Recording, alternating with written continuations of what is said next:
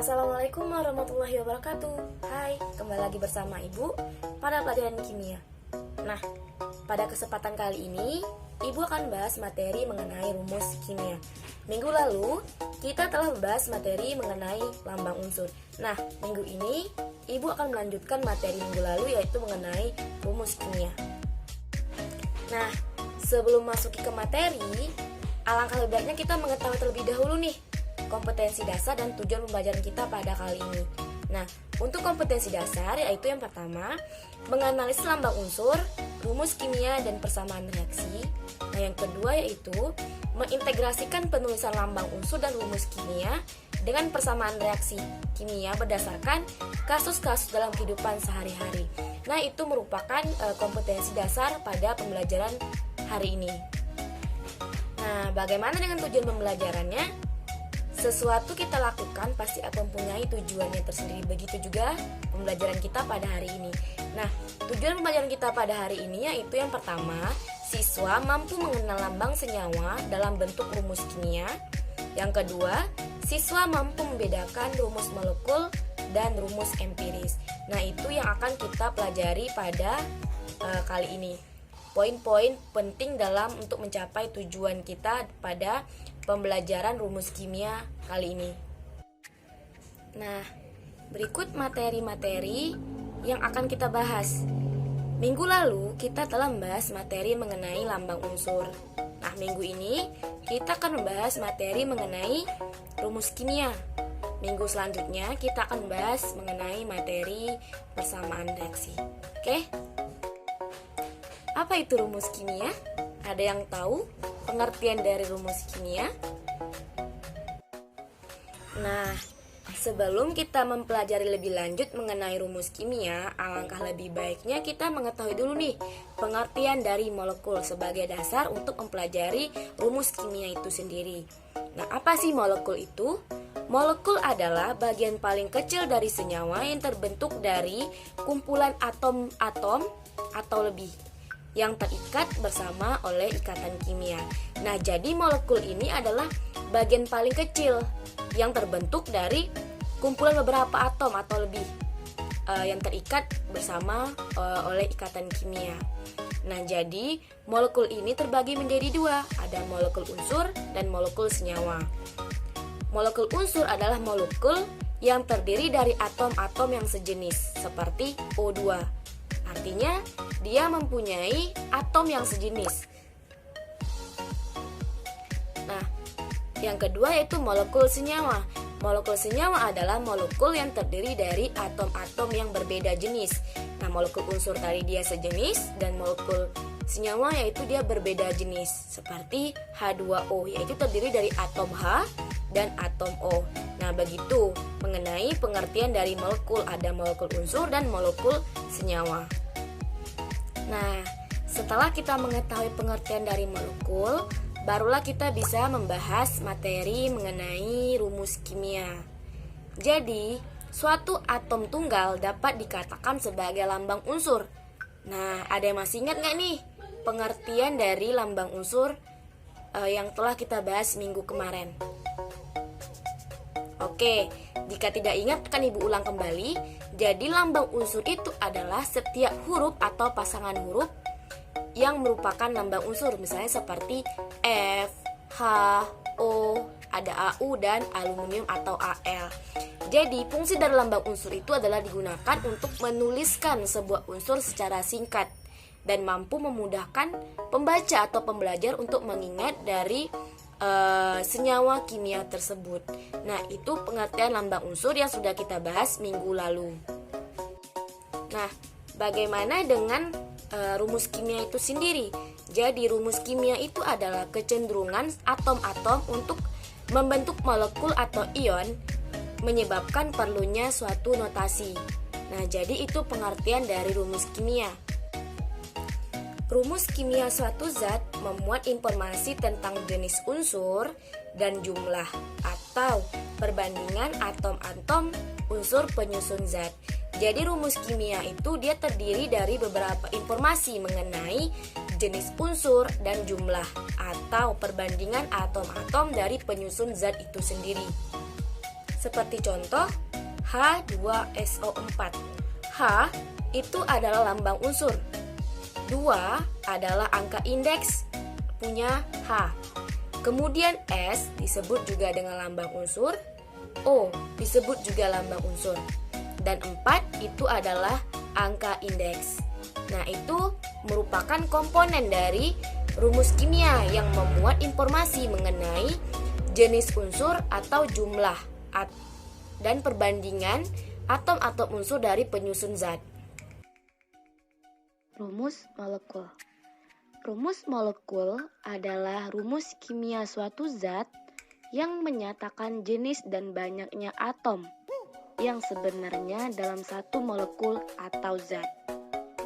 Nah, rumus molekul juga merupakan gabungan lambang unsur yang menunjukkan jenis unsur pembentuk senyawa dan jumlah atom masing-masing unsur.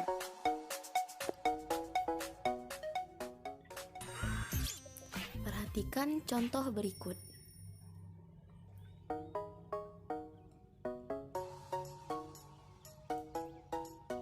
CH3COOH. Rumus molekulnya dapat kita selesaikan dengan cara yaitu 2 atom C, 4 atom H, 2 atom O. 2 atom C ini 4 atom H, H3 tambah 1H, 2 atom O, O. Jadi, itu disebut dengan rumus molekul. Contoh berikutnya. BaOH 2 kali. Bagaimana cara kita menyelesaikannya? Yaitu terdiri dari 1 atom Ba, 2 atom O, 2 atom H. 1 atom Ba ini 2 atom O dikali 2, O kali 2, 2 atom H, H dikali 2. Dan ini adalah contoh dari rumus molekul. Rumus empiris. Rumus empiris adalah rumus kimia suatu zat yang menyatakan jenis dan perbandingan paling sederhana berdasarkan bilangan bulat terkecil dari atom-atom penyusunnya dalam suatu molekul.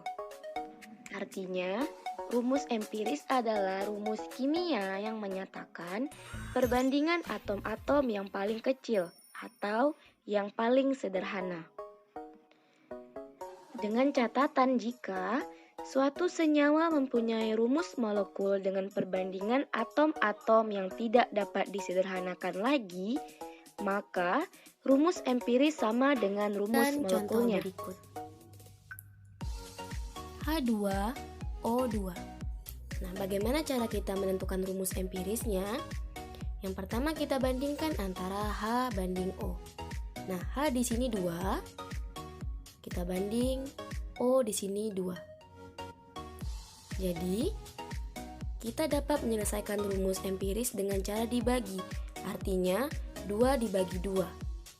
Sehingga mendapatlah nilai sederhana. Nah, 2 dibagi 2, 1. Dan 2 dibagi 2, 1. Sehingga rumus empirisnya adalah HO. Nah, ini adalah contoh dari rumus empiris. Contoh selanjutnya. C6 H12 O6. Nah, kita selesaikan dengan cara kita bandingkan jumlah atom dari C6H12O6. C itu atomnya 6, H12, O6. Jadi kita bisa tentukan rumus empirisnya dengan cara kita bagi. Kita sama-sama kita bagi 6. Sehingga 6 dibagi 6, 1. 12 dibagi 6, 2. 6 bagi 6, 1. Sehingga dapatlah rumus empirisnya sama dengan C H2 O 1. Nah, itu rumus empiris. Contoh soal. Tentukan rumus molekul dan rumus empiris dari molekul berikut. A. C2H6 B. C6H6. Nah, bagaimana cara kita menyelesaikannya? Untuk penyelesaian rumus molekul, kita ingat kembali, rumus molekul adalah rumus kimia suatu zat yang menyatakan jenis dan banyaknya atom yang sebenarnya dalam satu molekul atau zat. Jadi, untuk rumus molekul C2H6 yaitu terdiri dari 2 atom C dan 6 atom H. Bagaimana dengan rumus empiris C2H6? Jadi kita dapat menyelesaikannya dengan cara dibagi. C dibanding H itu semula adalah 2 dibanding 6. Artinya 2 atom C dan 6 atom H. Disederhanakan dengan cara dibagi 2. C dibanding H sama dengan 2 dibagi 2 sama dengan 1. 6 dibagi 2 sama dengan 3. Jadi, rumus empirisnya adalah CH3. Selanjutnya, yaitu B, C6H6. Bagaimana rumus molekul dari C6H6? Yaitu terdiri dari 6 atom C dan 6 atom H.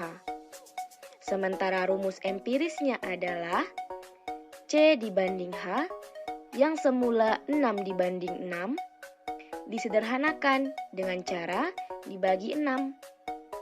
Sehingga jadilah C banding H sama dengan 6 bagi 6, 1 dan 6 dibagi 6, 1.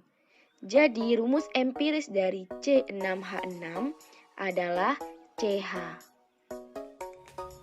Nah, sampai di sini ada yang ingin tanyakan?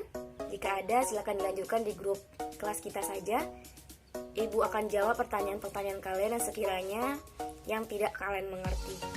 Oke, hari ini kita sudah membahas materi mengenai rumus kimia, yaitu komponen-komponen seperti pengertian dari molekul, kemudian pengertian rumus kimia. Selanjutnya ada rumus molekul dan rumus empiris sampai dengan contoh-contohnya. Nah, ibu ada tugas nih. Jangan lupa dikumpulkan dan dikerjakan dengan teliti. Ingat deadline yang ibu berikan dalam pengumpulan tugas. Materi hari ini ibu harap kalian ulangi lagi agar tidak lupa materi yang telah kita pelajari hari ini. Dan minggu depan kita akan membahas materi mengenai persamaan reaksi. Jadi anak-anak ibu harapkan bisa mempelajarinya terlebih dahulu sebelum kita memasuki materi persamaan reaksi di minggu depan. Jadi kalian punya dasar sebelum memahami materi persamaan reaksi. Oke? Mungkin itu saja yang dapat ibu sampaikan. Terlebih dan terkurang ibu mohon maaf. Wassalamualaikum warahmatullahi wabarakatuh.